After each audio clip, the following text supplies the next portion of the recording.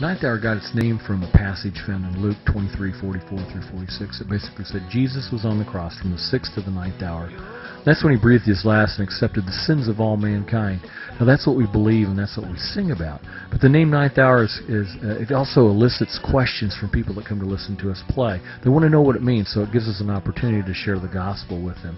And in the message found in that Luke passage. You know, like most Christian bands, we have the ultimate goal of trying to advance the gospel through what we're doing and glorifying God.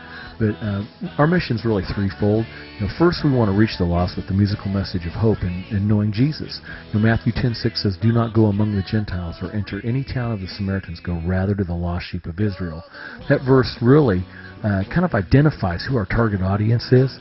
You know, we're an overtly Christian band. There's no doubt about what we believe and what we sing about.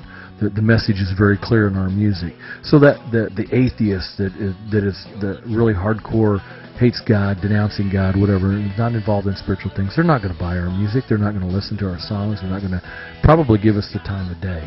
But rather, you know, this is a command that Jesus gave in Matthew to the apostles, to go and gather the lost sheep of Israel.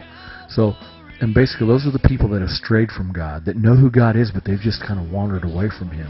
That's who God's called us to minister to through our music. The second prong of our mission is to encourage believers to be bold in sharing their faith. Now, Matthew 10:32 says, "Whoever acknowledges me before men, I will also acknowledge him before my Father in heaven." So after we gather these lost sheep and we hopefully commit their lives to Christ, they will see an example, hopefully, in us of Christ living through us and the boldness that we use when we proclaim the gospel. Now, we're not evangelists. We're not street corner evangelists. We don't stand out there and hand tracts or whatever. But we're musicianaries. When we strap on a guitar or sit behind the drums or do what we do, when we sing our songs, we're very clear of what we're proclaiming. And there's no doubt about it. So we hope that people see that and they realize that God has uniquely wired them as well to reach a certain segment of society, and that they will be bold and stand up and proclaim His name. And they won't be ashamed of who He is. The third part of our mission can be found in Psalm 33:3. It says, "Sing to the Lord a new song, play skillfully and shout for joy."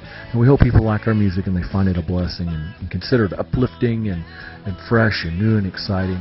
But most of all, we just hope God is honored by what we're doing with it. And when we talk about playing skillfully, it's such an important component to all of this because it really strikes to the heart of the matter of what we're trying to do.